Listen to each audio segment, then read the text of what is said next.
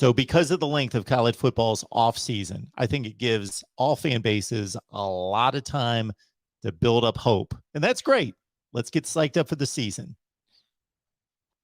We know what Florida State's been. We know what the deal is. We know what it's looked like for the last, 4 football seasons in particular. The average fan can look at results on the field. The record is what it is. And then also look at the beyond the record. What was the performance? Is it getting closer to Clemson and North Carolina and schools like that in the ACC?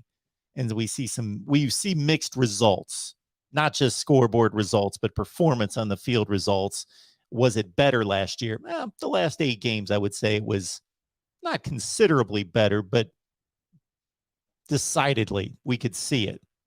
So is Mike Norvell and this process, does it give you faith that this is working and will get the results that are expected? I don't know. I like Mike. I think Mike is a good coach. I think Mike, and it doesn't matter because he's here now. I think neither him or Tag were ready for or really understood what they were getting into when they came here.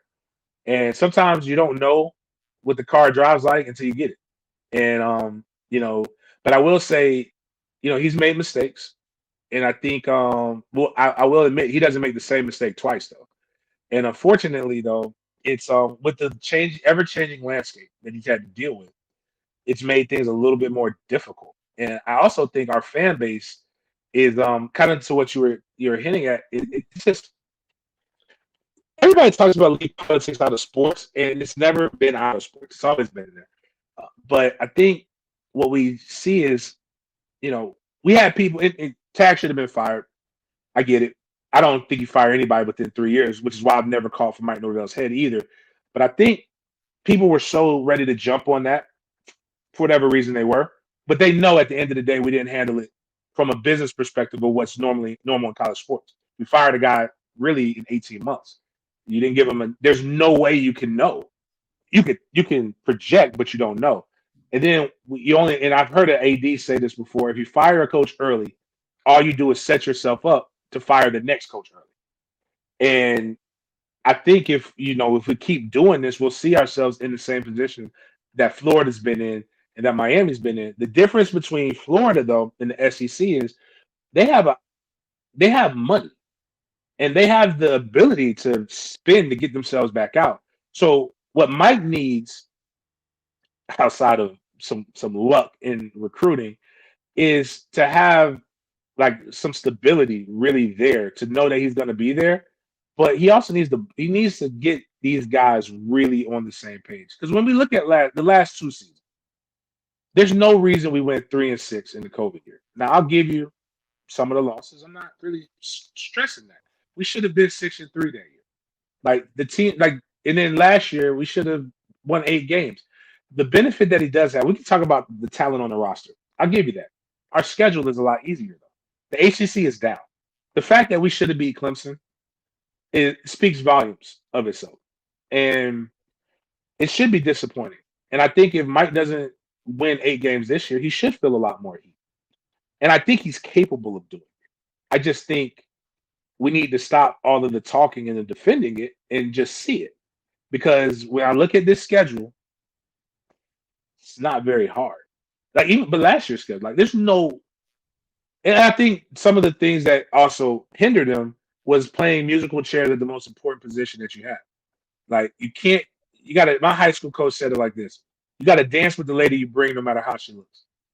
You can't ditch her for the prom queen. And every year they've tried to ditch Jordan Travis for the prom queen. I ain't saying Jordan's the greatest quarterback. He ain't winning the Heisman.